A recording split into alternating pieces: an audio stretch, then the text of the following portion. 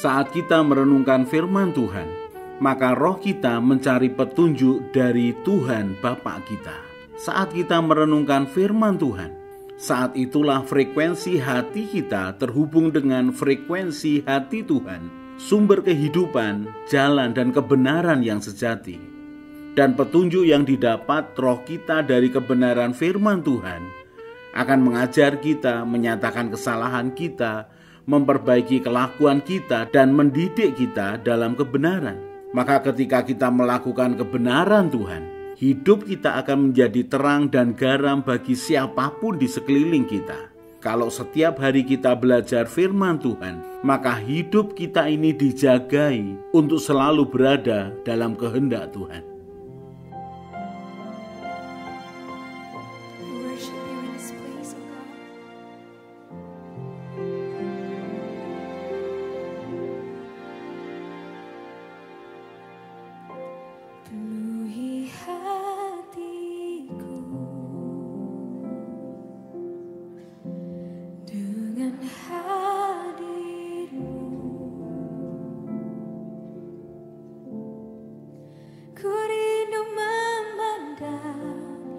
Wajah-Mu, oh Tuhan, di dalam kekudusan-Mu, bawaku dekat dalam hati-Mu. Ku rindu mendengar suara-Mu, oh Tuhan,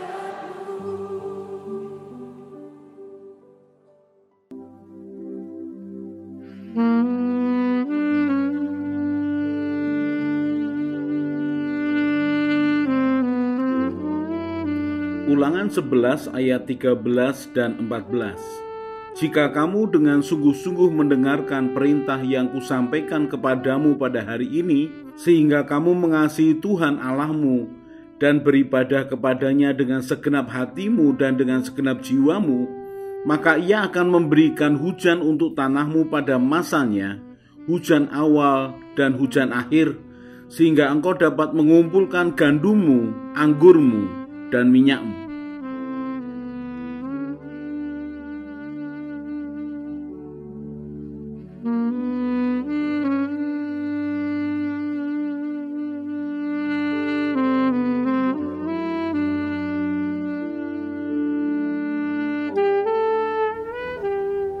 Ketika kita ini membicarakan tentang bagaimana Tuhan berbicara kepada manusia, maka kita tidak bisa membayangkan dengan tepat akan pola Tuhan berbicara kepada manusia pada waktu ketika Dia berbicara kepada Adam. Setelah manusia jatuh dalam dosa, maka Tuhan tetap menyatakan kehendaknya kepada manusia. Dia masih berbicara kepada orang-orang tertentu untuk kemudian menyampaikan akan kehendaknya itu kepada orang lain atau satu kelompok bangsa. Lalu bagaimana Tuhan berbicara kepada Adam, ciptaannya yang pertama? Maka kita bisa belajar dari kitab Kejadian bagaimana Tuhan berbicara kepada Adam. Apakah Tuhan berbicara kepada Adam dalam segala kemuliaannya, Dia berbicara kepada Adam? Atau Dia berbicara kepada Adam hanya seperti bahasa isyarat? Kalau kita manusia dengan manusia yang lain adalah dengan bahasa tubuh atau gerakan tubuh, atau dari hati ke hati seperti ada dalam tanda petik telepati sehingga Adam tahu apa yang dimaksud Tuhan. Atau Tuhan berbicara kepada Adam langsung juga dengan suara-suaranya yang menggelegar. Atau seperti apa tepatnya, kita tidak perlu mencari tahu sampai detail. Yang kita tahu persis adalah Tuhan berbicara kepada Adam dan Adam mengerti apa yang dimaksud oleh Tuhan.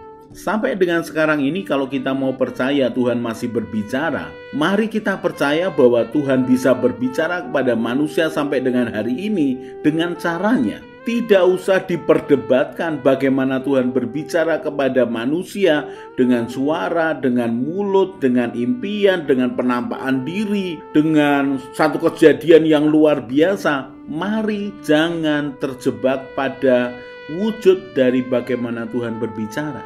Tetapi mari tangkap bahwa Tuhan masih berbicara kepada manusia dan manusia mengerti bahwa itu Tuhan yang berbicara. Dan kemudian ketika si manusia ini menyampaikan akan hatinya, maka Tuhan mengerti dan kemudian Tuhan merespon. Dan ketika Tuhan merespon dan menyampaikan akan hatinya, maka si manusia ini bisa mengertinya. Mari pahami bahwa Tuhanlah yang menciptakan manusia. Tuhanlah yang paling tahu bagaimana berbicara kepada manusia. Tuhanlah yang paling tahu ada bagian dalam hati manusia, ada bagian dalam roh manusia yang bisa berhubungan dengan Tuhan penciptanya. Kali ini kita akan belajar tentang Adam. Kejadian pasal yang kedua ayat yang ke-15. Tuhan Allah mengambil manusia itu dan menempatkannya dalam Taman Eden untuk mengusahakan dan memelihara taman itu. Lalu Tuhan Allah memberi perintah ini kepada manusia. Semua pohon dalam taman ini boleh kau makan buahnya dengan bebas. Tetapi pohon pengetahuan tentang yang baik dan yang jahat itu, janganlah kau makan buahnya, sebab pada hari engkau memakannya, pasti engkau mati. Kejadian 2 ayat 18. Tuhan Allah berfirman, tidak baik kalau manusia itu seorang diri saja. Aku akan menjadikan penolong baginya yang sepadan dengan dia. Lalu Tuhan Allah membentuk dari tanah segala binatang hutan dan segala burung di udara. Dibawanyalah semuanya kepada manusia untuk melihat bagaimana ia menamainya, dan seperti nama yang diberikan manusia itu kepada tiap-tiap makhluk yang hidup, demikianlah nanti nama makhluk itu. Manusia itu memberi nama kepada segala ternak, kepada burung-burung di udara, dan kepada segala binatang hutan. Tetapi baginya sendiri ia tidak menjumpai penolong yang sepadan dengan dia. Hal ini menarik, karena Tuhan mengatakan bahwa tidak baik kalau manusia itu seorang diri saja. Tetapi kemudian yang dilakukannya adalah Tuhan membentuk dari tanah segala binatang hutan dan segala burung di udara, lalu membawa manusia ini untuk melihat dan memberi nama. Dan manusia memberikan nama kepada setiap hewan itu, dan setiap nama yang disebutkan adalah menjadi nama binatang itu. Tetapi Alkitab mencatat bagus sekali, dia tidak menjumpai penolong yang sepadan dengan dia. Kalau kita mempertanyakan bagaimana Tuhan berbicara kepada Adam, maka keterangan dari Alkitab adalah seperti ini, bahwa Tuhan Allah berfirman. Yang penting adalah manusia Adam ini mengerti apa yang Tuhan sampaikan. Ada bahasa-bahasa ilahi yang kita tidak tahu sebagai manusia, tetapi yang jelas sebagai pencipta manusia, Tuhan berbicara kepada ciptaannya dan ciptaannya memahaminya. Pegang akan hal itu. Tuhan nyatakan kehendaknya kepada Adam untuk mengusahakan dan memelihara taman itu. Kemudian Tuhan menunjukkan kepada Adam bahwa aku punya wewenang. Engkau akan bertemu dengan otoritasku ketika dia katakan, semua pohon dalam taman ini boleh kau makan buahnya dengan bebas. Tetapi tentang pohon pengetahuan yang baik dan yang jahat itu, jangan kau makan buahnya. Manusia mulai mengenal Tuhan. Yang pertama adalah Tuhan berbicara kepada manusia dan memberikan tugas. Tetapi kemudian manusia tahu bahwa ada batas wewenang, ada batas otoritas antara aku ciptaan dengan Tuhan. Dan kemudian ketika dia melihat akan segala binatang hutan dan segala burung yang diciptakan, dia mulai mengenal bahwa Tuhan yang menciptakan dia sebagai manusia adalah Tuhan juga yang sanggup untuk menciptakan binatang. Adam mulai mengenal tentang kemahakuasaan Tuhan. Bagaimana bukan hanya Tuhan berbicara dan memberikan tugas, bagaimana Tuhan menetapkan akan batas wewenang otoritasnya, tetapi juga Tuhan mempercayai manusia untuk melakukan sesuatu, memberi nama kepada seluruh hewan itu. Tetapi ketika dia tahu bahwa tidak baik kalau dia hidup seorang diri, dia tetap mencari-cari. Apakah binatang demi binatang ini ataukah burung adalah penolong yang sepadan? Dan bisa dibayangkan ketika dalam melakukan tugasnya, di dalam hatinya tetap bertanya-tanya, apakah ini makhluk yang sepadan dengan dia? Kejadian pasal yang kedua ayat 21. Lalu Tuhan Allah membuat manusia itu tidur nyenyak. Ketika ia tidur, Tuhan Allah mengambil salah satu rusuk daripadanya, lalu menutup tempat itu dengan daging. Dan dari rusuk yang diambil Tuhan Allah dari manusia itu, dibangunnyalah seorang perempuan, lalu dibawanya kepada manusia itu. Lalu berkatalah manusia itu, inilah dia, tulang dari tulangku dan daging dari dagingku. Ia akan dinamai perempuan, sebab ia diambil dari laki-laki. Ada hubungan yang sempurna antara Tuhan dengan ciptaannya manusia Adam ini, sehingga apapun yang dilakukan adalah di dalam kesempurnaan. Ketika Adam melihat akan Hawa, Adam tahu persis bahwa inilah dia, tulang dari tulangku dan daging dari dagingku.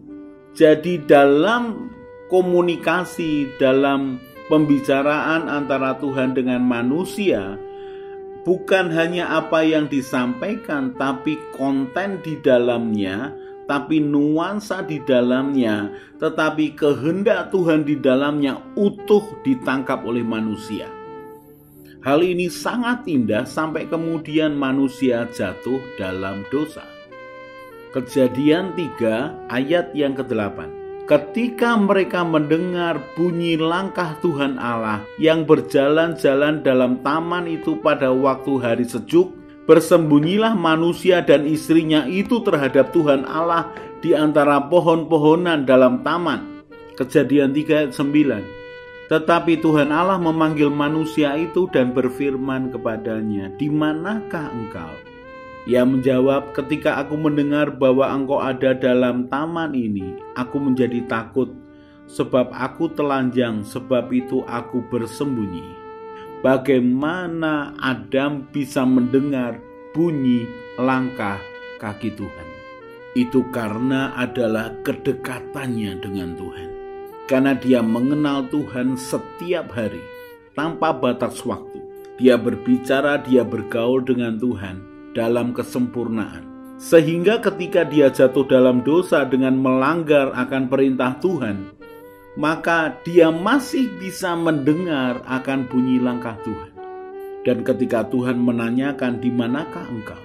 maka dia menjawab, "Aku bersembunyi, aku takut karena aku telanjang."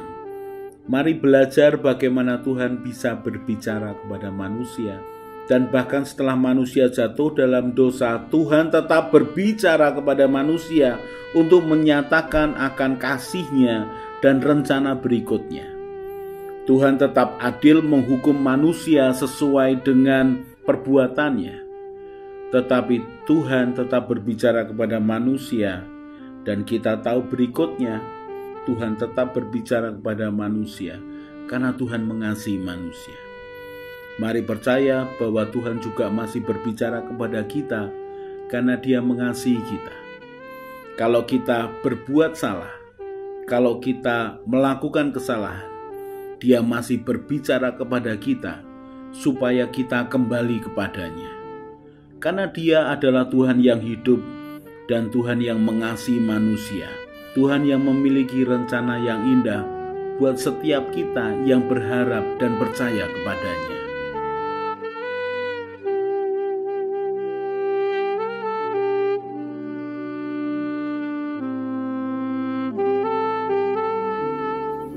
Orang yang mencari Tuhan dengan segenap hati akan bertemu dengan Tuhan. Orang yang percaya, berharap, dan mengandalkan Tuhan setiap hari akan seperti pohon yang ditanam di tepi air.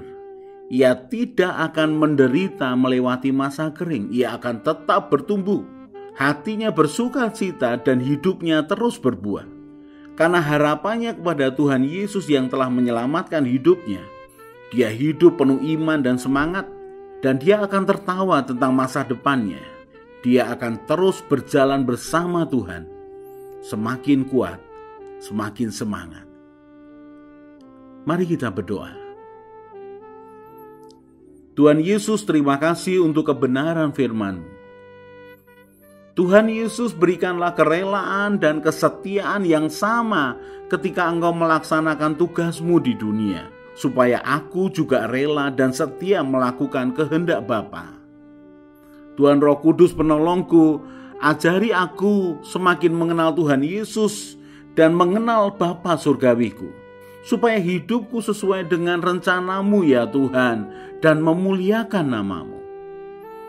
Bahwa aku berjalan mengikuti jejak-Mu ya Tuhan Yesus, Gembalaku yang baik. Ajari aku berjalan bersama Tuhan senantiasa. Amin. Saya Yosea Kristiono, Gembala Jemaat GKI Injil Keselamatan Semarang. Tetap percaya, tetap semangat. God bless.